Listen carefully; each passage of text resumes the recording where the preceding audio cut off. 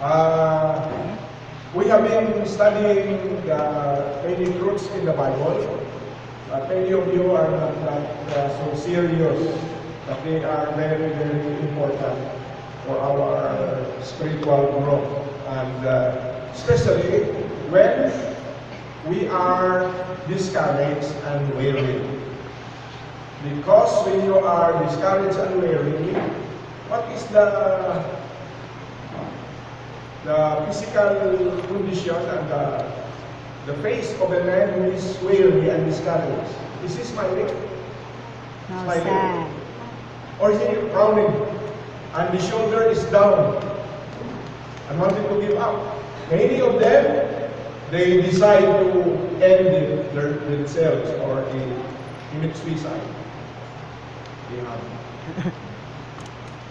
So our theme for our foundation week is one that challenges us that when that time comes, when that happens to you and to all of us, the Bible is advising us that that time God may have permitted situation like that, but we can overcomer. Group saan ka overcomer? Yellow. Overcomer. Green. Ang mga green, ang Overcoming. color green, when you are discouraged and weary, we can overcome. We can overcome it. We can not only overcome, we can become champions of those weariness and discouragement. Yellow. Ang green.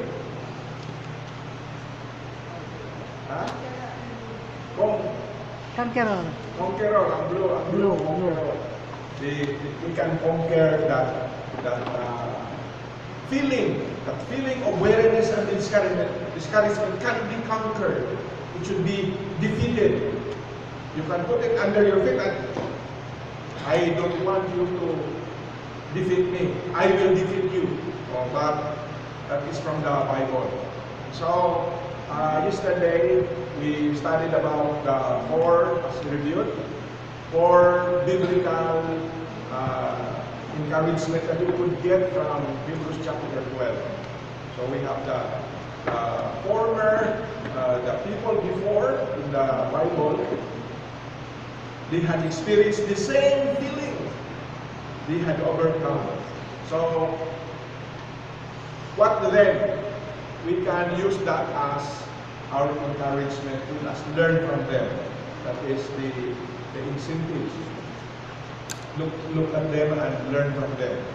They are saying to us, we have been through the same feeling.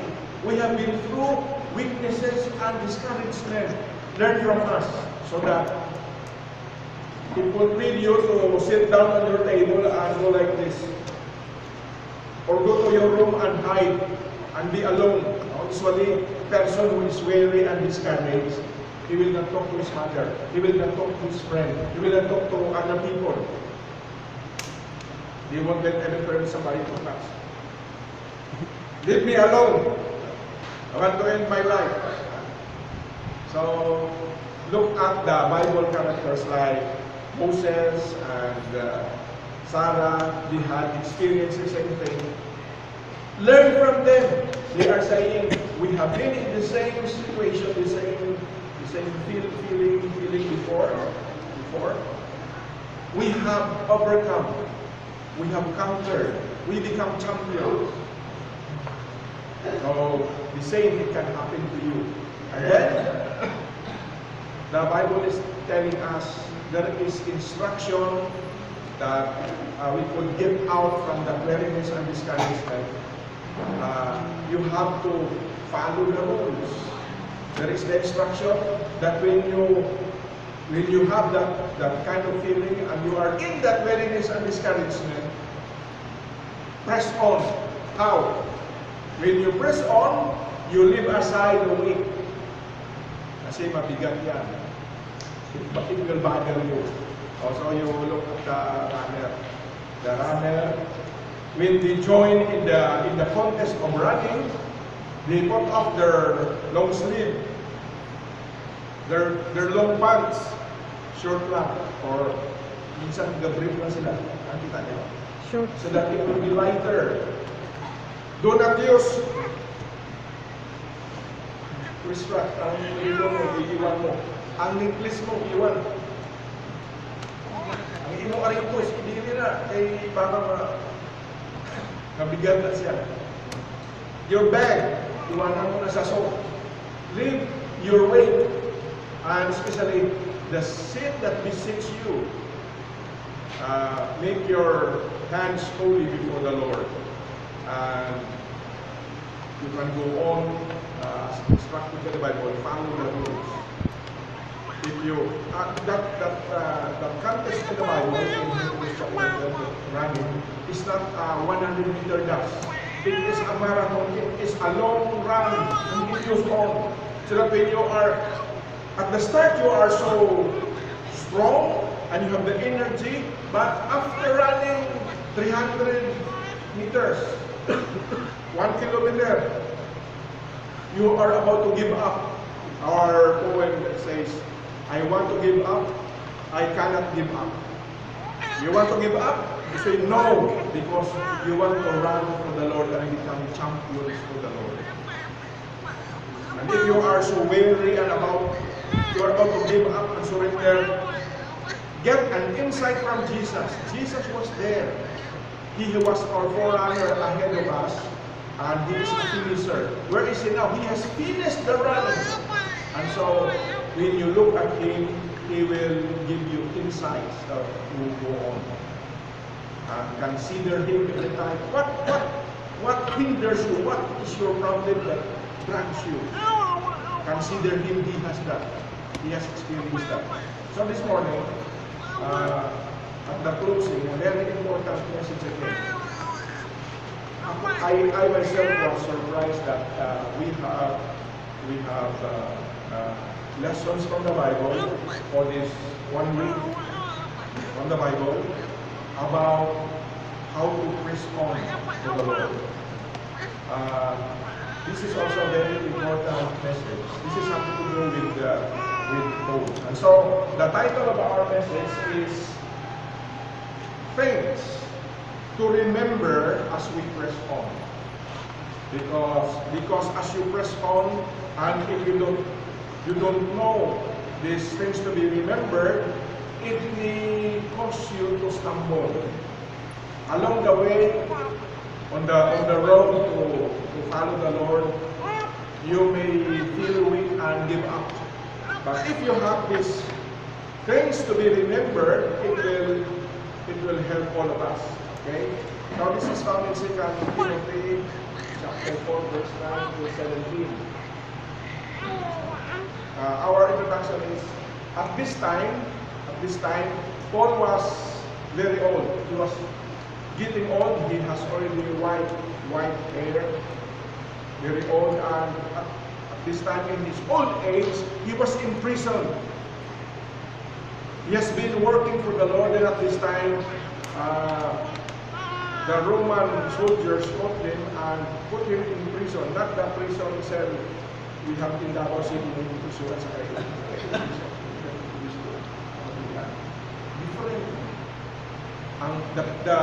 The prison cell of Paul is a dungeon. Malalim at saka matilim, at saka maamoy, at saka malamig. And then he was so very old. Now the question is, at this time, this is the thing that should cause Paul to get weary and discouraged, because in his old age, why did God permit him to be imprisoned in that place? It should be that he should be rewarded, but at this time, he has this. But you know what? In his old age, when he was in prison, he did not give up. Although he said, before our verse, when we start at verse 9, before that, Paul said, before telling us about the things to be remembered, Paul said, I have fought a good fight. Sabi niya.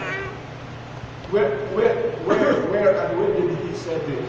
He was in prison, and he was very old, and he was very weary. and in a place that is so cold, and no other friends are with him. Yet he said, I have fought not a lousy fight. I have fought a good fight. I fight for the Lord. I have finished my course. I have run the race.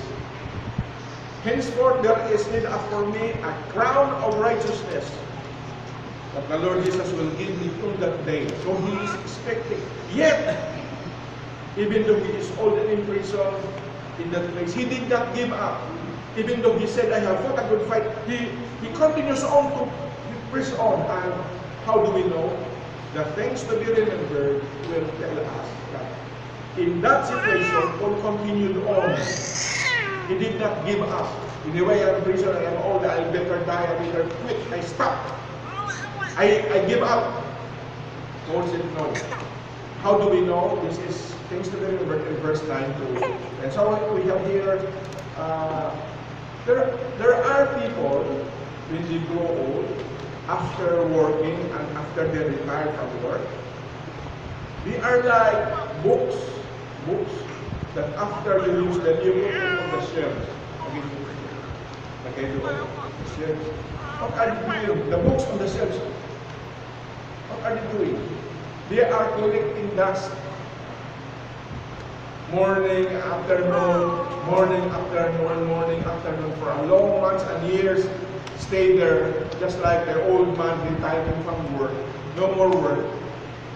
What do? Collecting dust. They are like precious antiques, so precious and yet doing nothing.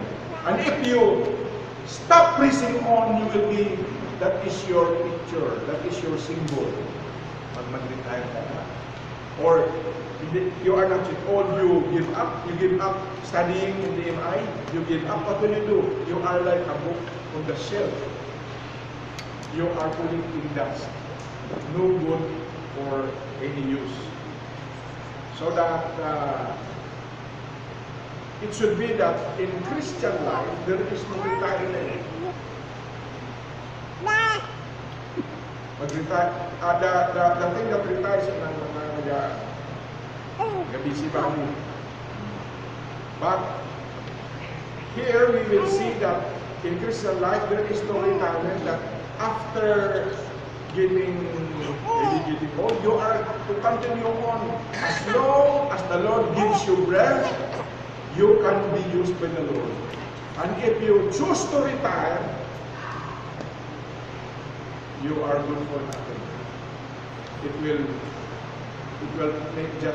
make you more weak and defeated Christian. So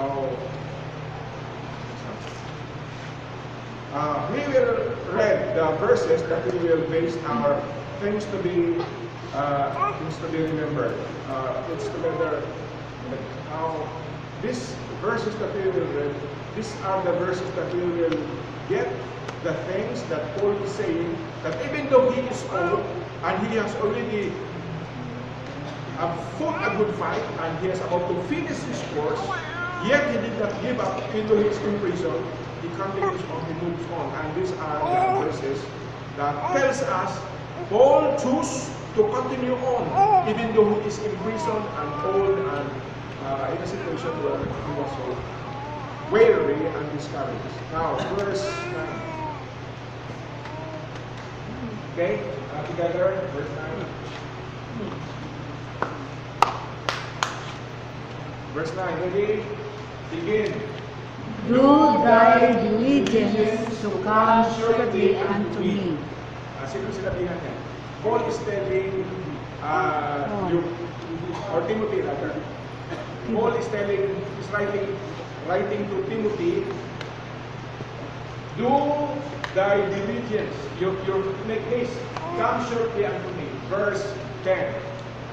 For Demas hath forsaken me, he loved this present world, and is departed to Thessalonica, present to Galatia.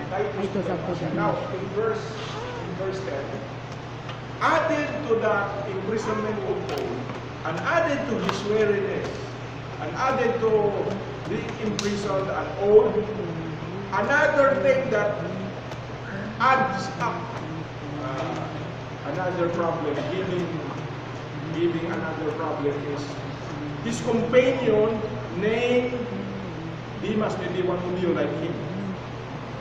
Ganyan. Before he was with Paul,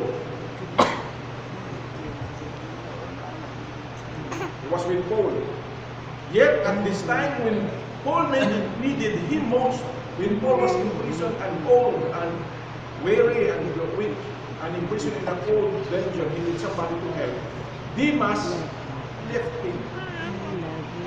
More discouragement. Okay, what will you do with that?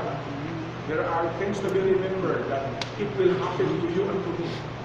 People whom we thought has been with us, friends, sticking to us, there will be a time that they will leave you. What will you feel? And what will you do? Follow Paul. This is what is recorded in the Bible for our instruction. Verse number 11.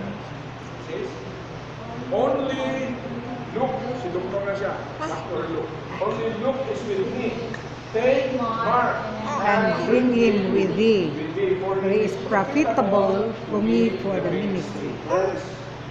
When Antichristo as I sent to Ephesus, the cloth, the coat that I left through us with Carlos, when thou come, bring with thee, ikatugnaw sa prisuhan, he did spoke. So because he wants to live, he didn't want to commit suicide. He wants to move on even though he is old. He doesn't want to retire. Wala sa retirement. There is in the Lord, so we have to press on. That's the thing. This is there. And the books, mabasa pa siya. He is old and he has a problem with his eye. Hindi pa siya siguro mamaya. He wants more to read. And the books, and especially the parchment.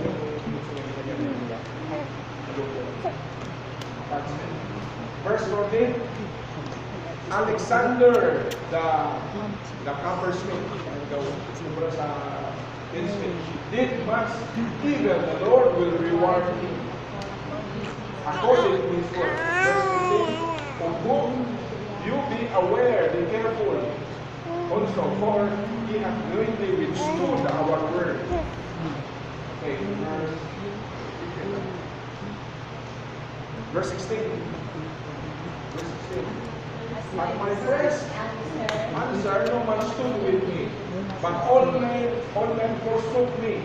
I pray to God that it may Not be laid to their charge.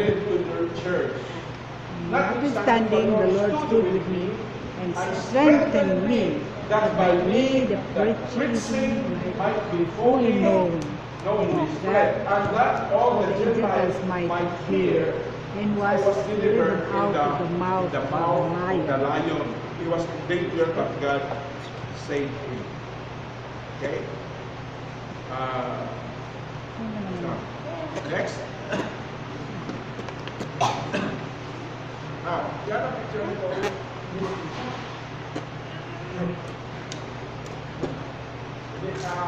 Sa TV, maganda to. Ito, nakita dyan sa ako. Apat sa dungeon. Now, here are the five things to remember as we desire to move on. In spite of weariness, and in spite of discouragement, in spite of people who will leave us, in spite of people who will trouble us, trouble. Paul is giving us 5 things to remember as we desire to move on. Okay? Number 1. Invite. Number one. This is taken from verse 9. Sabi sa verse 9. Verse 9 says, make every effort, do thy diligence, make every effort to come before winter. So, sinabihan niya sa letter si Timothy, Timothy, you come, you visit me before it is cold time, before it is winter. So sabi niya, mid-case, visit me before winter time. So, what is the first lesson if we desire to press on? Number one, when you are so weary and discouraged, even though young ka pa, when you are weary and discouraged, the first thing to remember when you want to press on, do not isolate yourself. Rather, invite others to come closer to you. So, opposite, no? You observe. People who are weary and discouraged doesn't want to have friends with them. Ano ka nila? I don't want to talk. I want silence. I don't want noise. So that when they enter the house, they go immediately into the room. Or if they find a table, they sat down there and they do like this. Kagaya sa kayo ni Comedies. Kagaya sa kayo Blaise ni Gawin. Mabigat. Weary and worn and discouraged. You don't want people to talk to you. So, Paul is saying, remember this, if you want to press on, invite others to come closer. Do not separate yourself. Do not isolate yourself from others. Natabo mo sila. You will get tempted to commit suicide. Na-remember nyo, may isa ka general na si Reyes sa time ni Mr.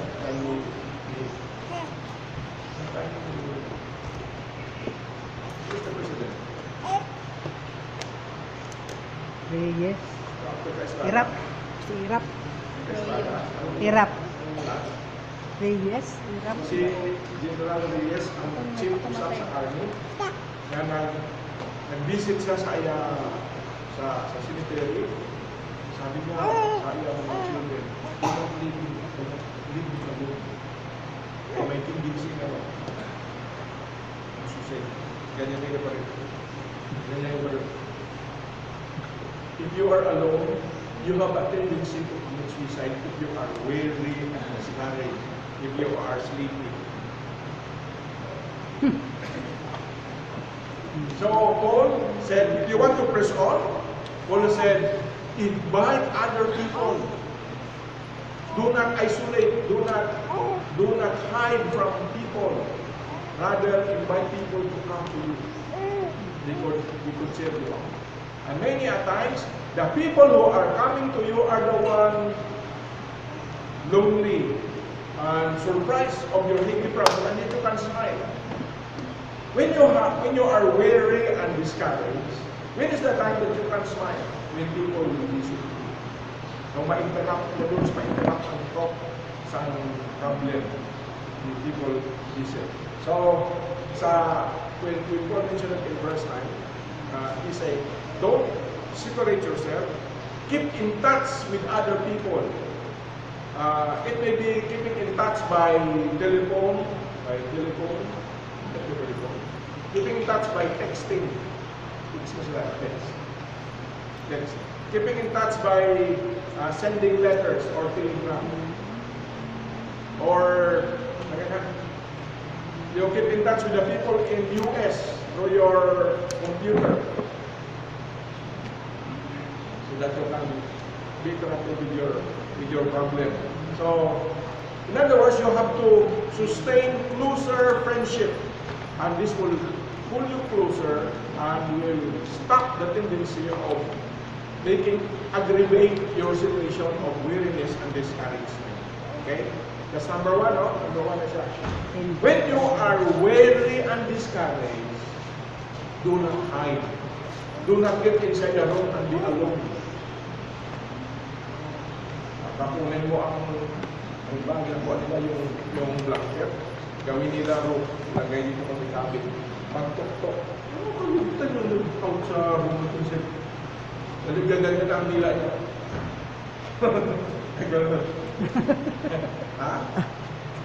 Muna siya number 1. So, Paul, although he was so old and he has done so much that he said, I have fought a good fight, I have finished my course, yet he keeps on keeping in touch with other people.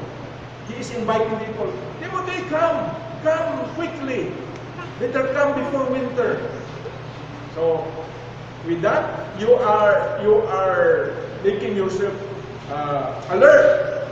You need people to come to you, to talk to you. And then, any problem of weariness and discouragement won't grow deeper and deeper, that will lead you to commit suicide and to end yourself.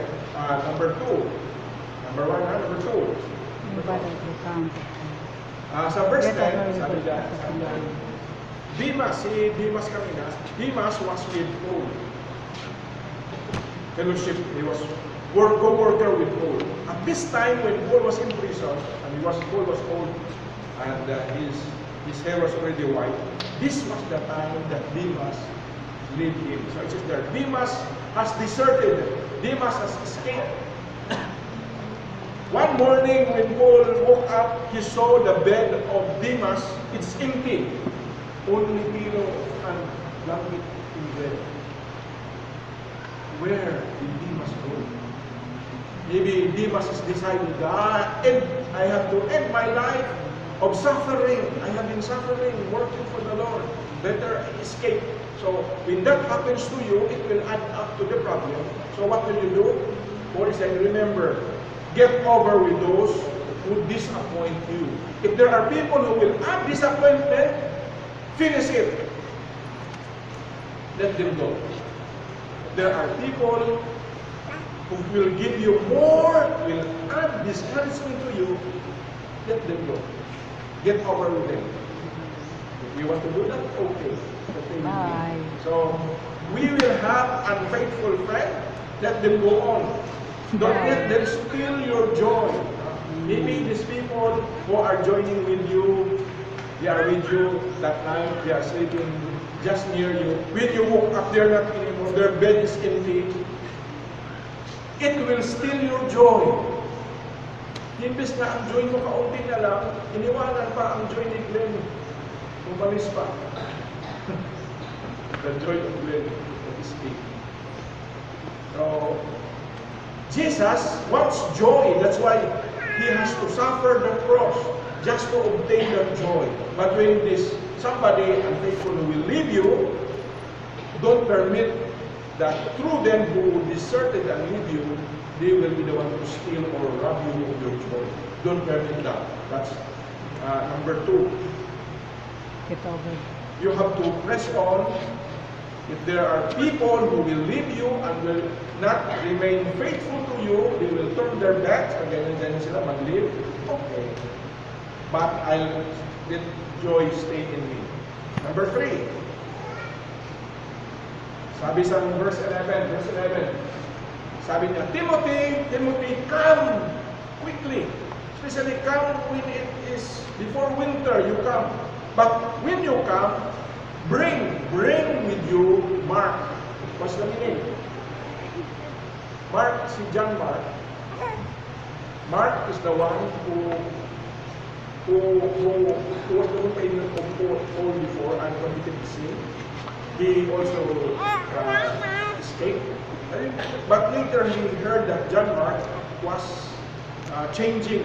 He wants to change and recover himself. That's why when Paul heard that John Mark is changing and becoming good now, he said to Timothy, if you visit me, bring with you Mark. What is the lesson? Things to be remembered. Number 3. Ano yung number 1? Ano to? Number 1? Number 1? Number 1. Number 1. Maybe it's number 1. Oh, wala. Invite others. Invite.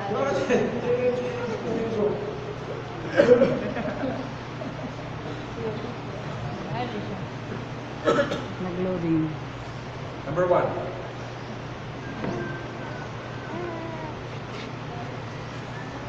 Number 1? Wala. Ano ka number 1? Invite others to come. You, number 1, invite if you are alone, if you are weary and discouraged, have problem ka. You invite others to come. Visit me. Please visit me. Or meaning, do not separate yourself. That's number 1. Number 2, read this number 2.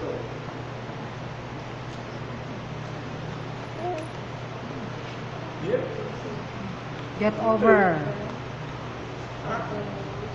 No. Do not number 2. There are people who will cause you pain. They will do this to you. Then let them okay. Get over with them. Okay lang. Hindi pag i-hug ka nila, okay. I believe you. Not are your friends, you will stay with me. Okay, leave me. Okay lang. Meaning, do not permit them to bring the feeling out. Your joy will be taken away. Number 3. Lift up those who are recovering from failure. Those people who are changing before they have committed sin, now you see that they are improving, lift them up, commend them. Let those who are recovering from failure, in other words, those who are committing sin before, now they wanted to change themselves, they wanted to make good, commend them, you lift them up. They are recovering from failure, you encourage them. So, maybe the reason why John Mark before lead the group, because he was so young, and he was used to living a life that is the life of a rich man. So he is not used to eat bad food, or maybe because of malaria sickness. He has homesick feeling of homesickness that leads him to went home before. Now he hears that John Mark is doing okay. So he said, Timothy, bring Mark. In other words, you remember that there are people who wants to recover, encourage them. Let them up. Those who wants to recover from their failure. Before they had argued with his uncle. Mark has an uncle, Barnabas, nag-argue sila. Barnabas wanted to bring John Mark, and Paul said, no! Heated argument until he separated.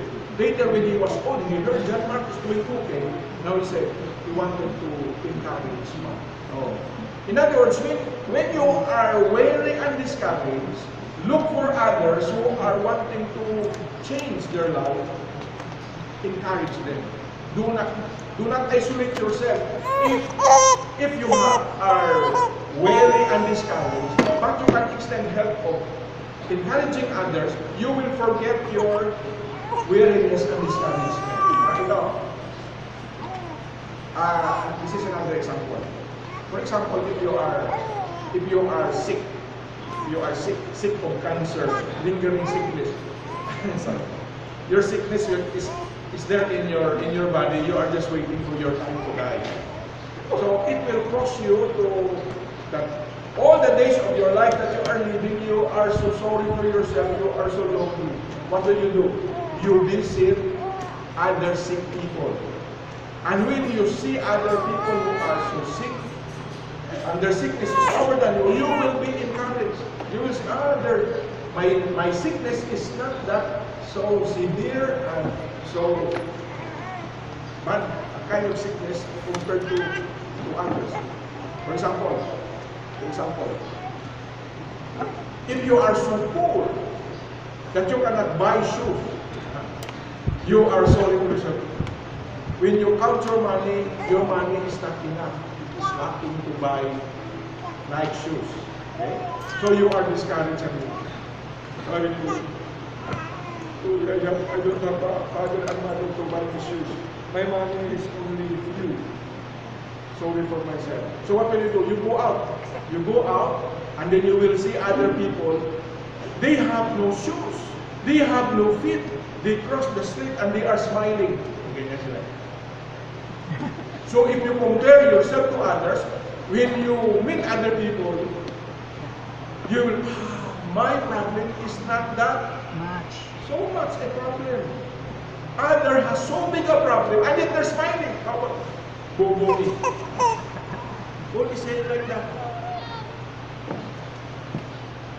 Many a times we thought our problem is big, but we don't know. If we look at others, their problem is so bigger than ours.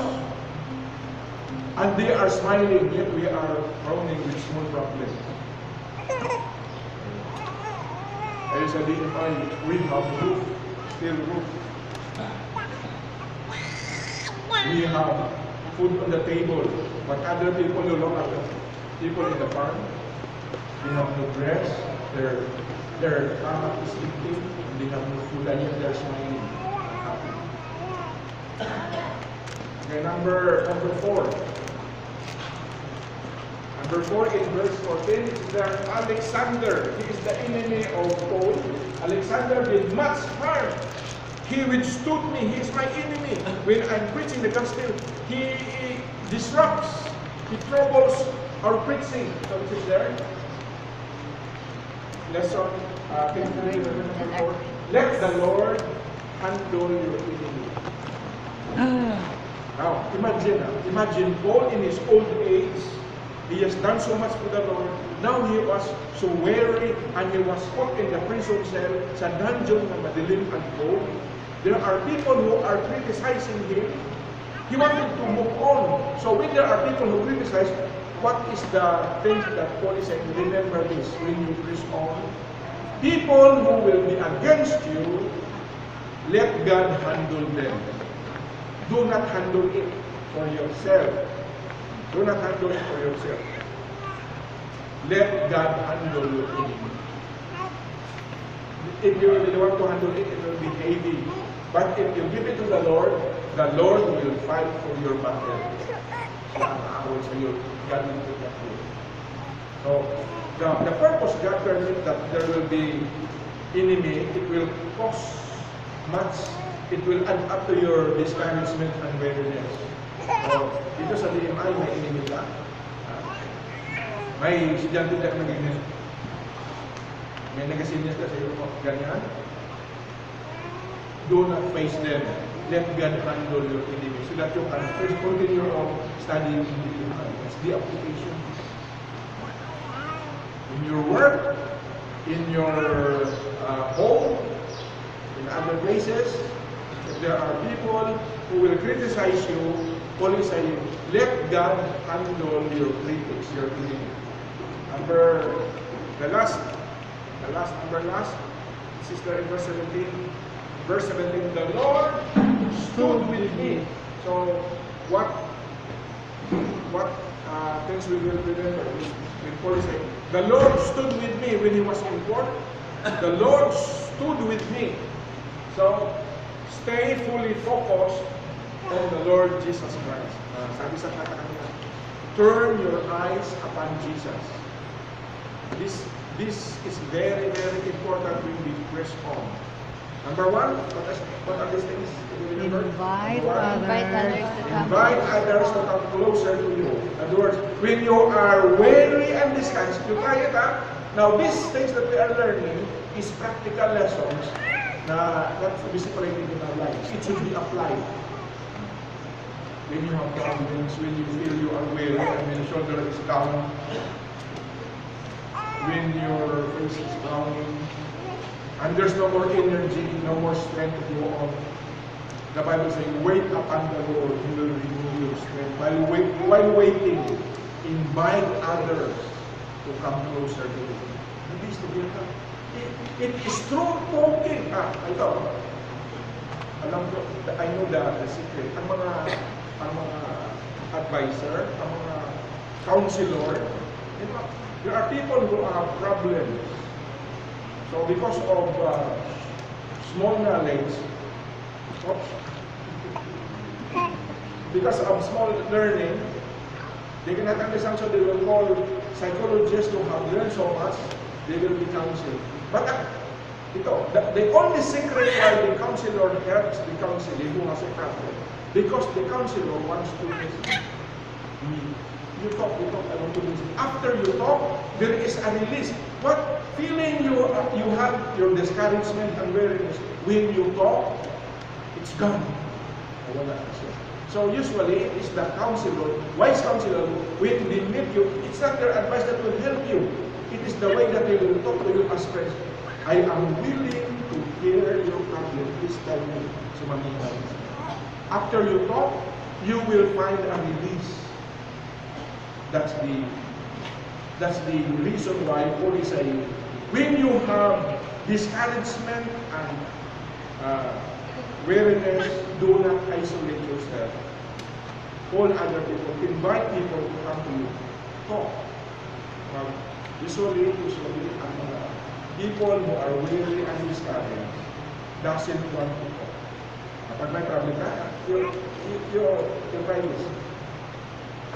From our experience, if you are angry with anybody, you are angry with me, angry with us, tawagin ka sa friend mo, I don't want to eat. I don't like to eat. I don't like to mingle with people. I don't want to play. I just sit down. That is the nature of a man who has a problem or weary and discouraged. So if you talk, you release your problem, and that's why Paul is saying, remember, if you want to press on in spite of this, remember number one, invite people to come closer to you, or text people, call them by phone. Mag-ano ka, sa internet? Chat. What? Chat. Chat. Chat. Mag-Skype or mag-chat. People there na, wala ako friends lang ba lang. Doon man sa layo sa US, okay. Then, puro mawala na. Number two. Number one, invite people. Number two, Get over. people who are angry with you, get them over. Number three, Lift up. you look at others who are needing your help. Encourage them. Those who want to recover and change their life, help them, commend them. The other will just pat at their back. Ganyan na ito. It will do something special when you are touched on the shoulder. You are encouraged. Just go on. Number four, if you have enemies, as you go on forward, you press on. There are people who hate you and criticize you. Let God handle. Give it to the Lord. Number five, focus on the Lord. So when we press on, in other words, where's our eyes? If you want to go on, now you are old, you have done so much, you are in prison, and God wants to continue. He wants to move on, but his eyes is not lingering anywhere. His eyes is focused on the Lord. Stay focused on the Lord Jesus. Why? Because Jesus was a man of sorrow and grief. He has experienced all these things. And God has full surprises. When you look at Him, you will be healed. Sabi sa when you look at Him, it means also, you are to wait upon the Lord. God has promised but to wait. Sabi sa Bible, they that wait upon the Lord shall renew their strength. Instead of walking, they will run. Instead of running, they will fly. Just like eagle.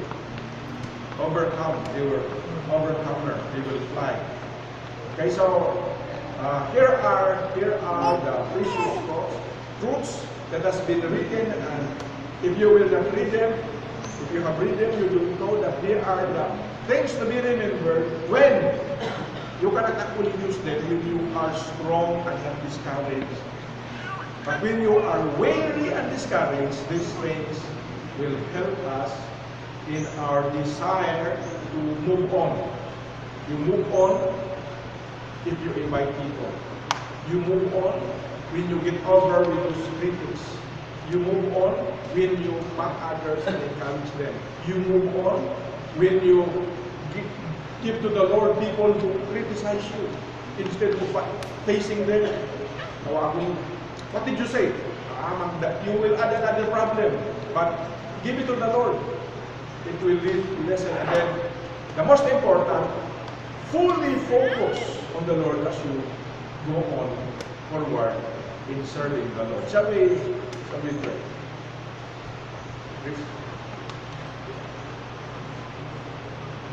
Now, the message we have preached this morning is just like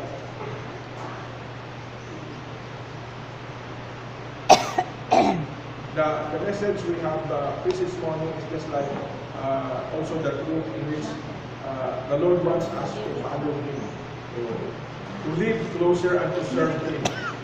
There are many things that will cause us to weary and discourage and give up. If you continue to follow the Lord, if you press on, you are continuing. But there are problems set, there are enemies set. What will you do? These are the things to be remembered. Shall we pray?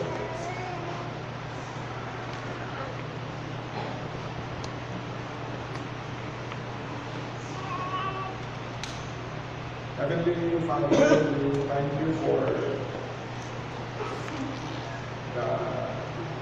the last day of our foundation week. We thank you for we can open your Bible, we can open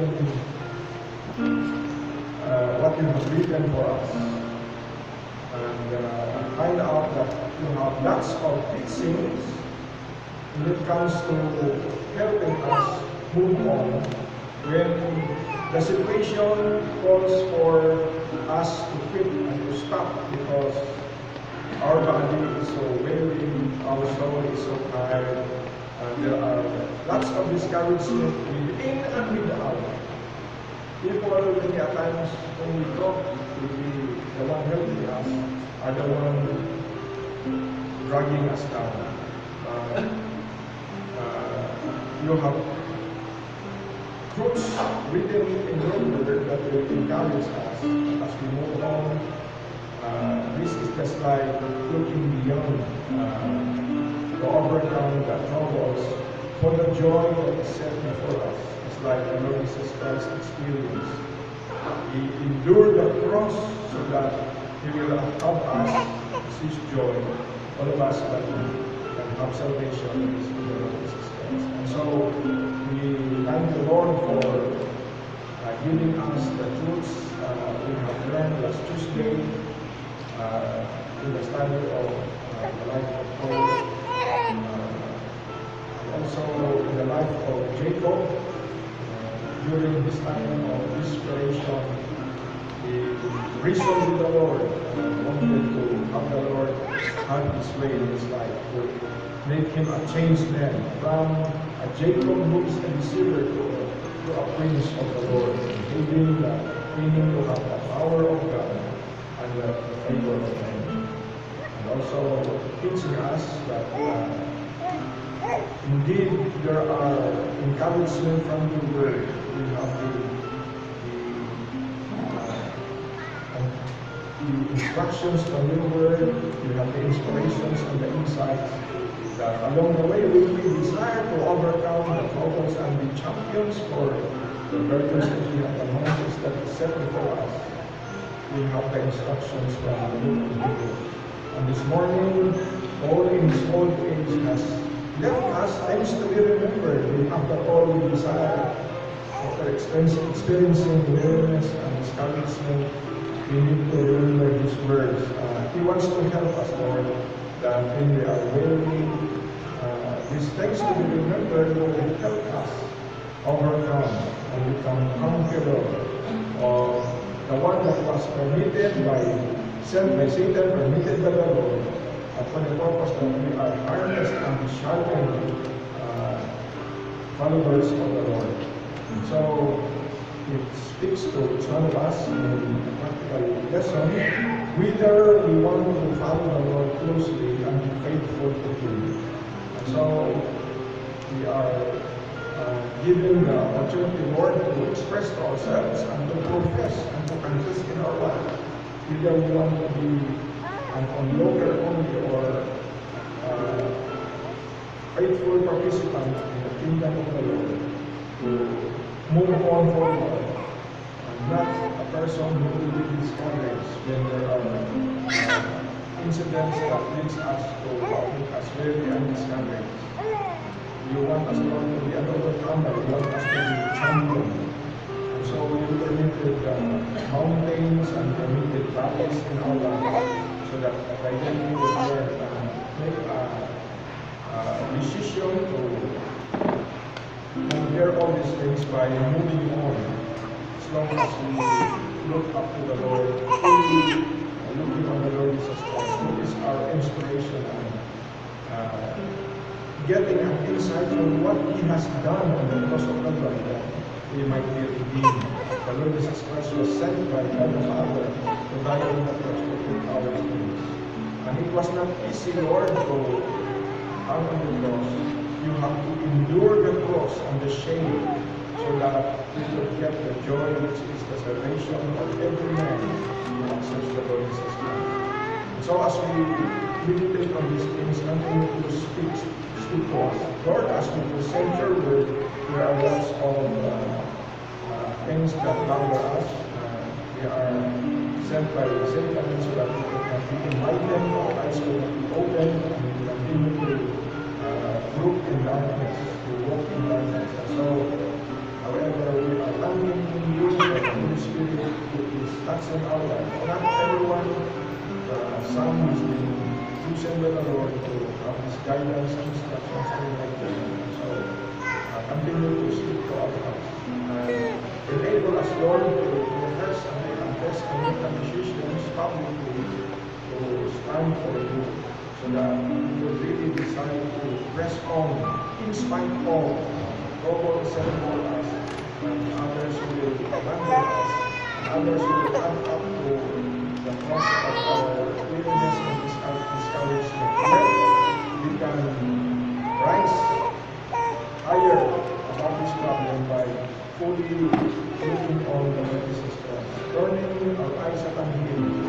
He could give us the light and cause darkness to the things that lure us into this world. So we are given the opportunity to make a decision to stand for the Lord and confess our decisions to move on, to press on, to live for the Lord and live closer for the Lord Jesus Christ.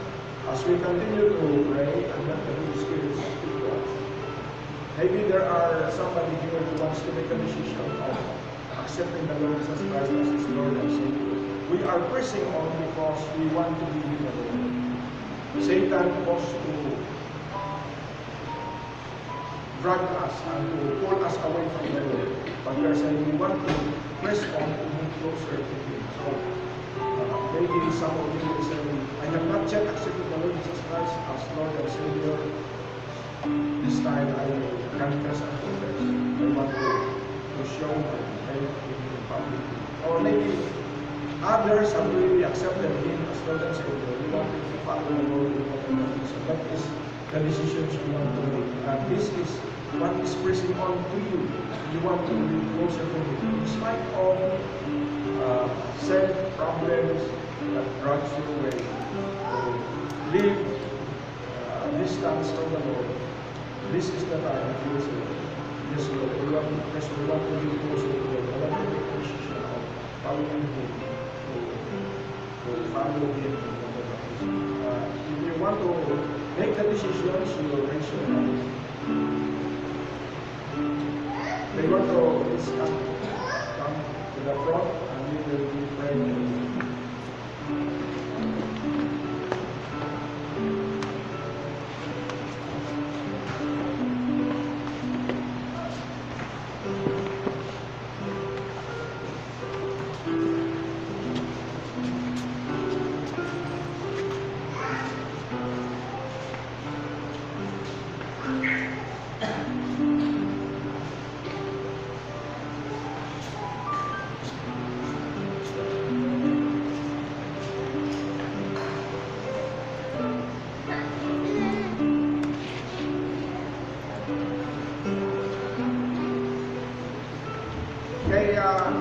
front our brothers and sisters who made their decisions.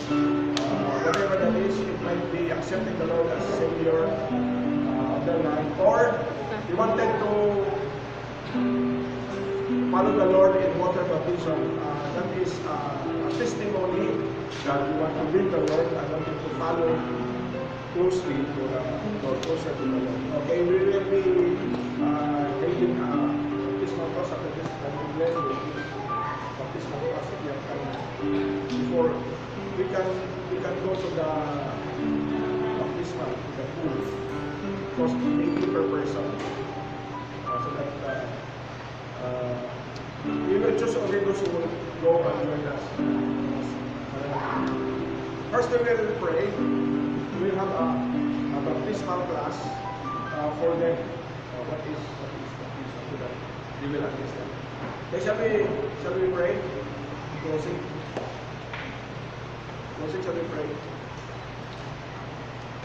Heavenly Father, we thank you for the fruits and the result of this foundation week, this anniversary that we are holding. Dear Lord, it is not in our wisdom or in our ability or in our eloquence and presenting your word. We are just relying upon you, especially knowing that when we preach your word, the Holy Spirit is the teacher and is the one who enlightens and is the one who touches the man's heart.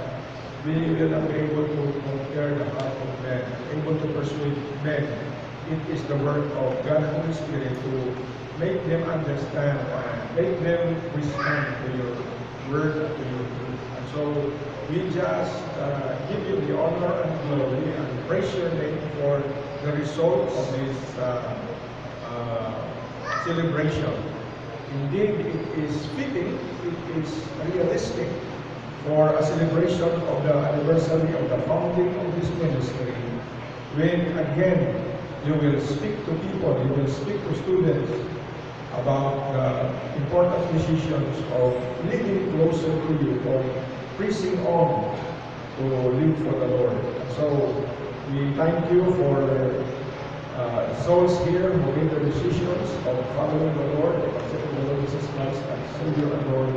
And we are now committing them to you for further instructions. And we commit the teaching of the baptismal class and the service this afternoon.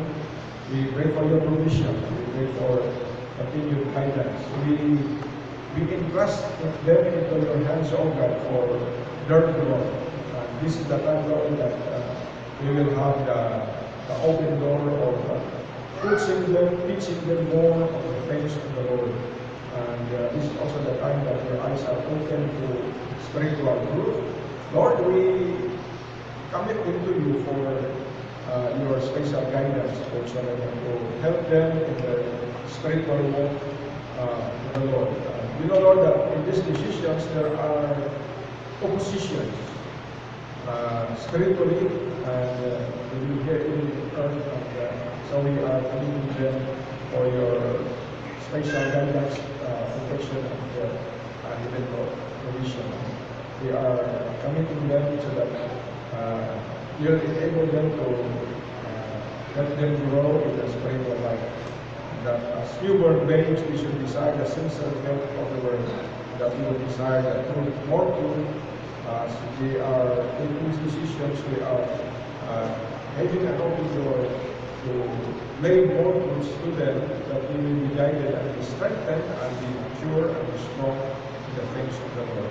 And so we give you back the honor and glory for the result of this foundation week we had, for the nurturing of your word, and for the result of the preaching of your word. All these things we trust and pray in Jesus' name. Amen. Amen.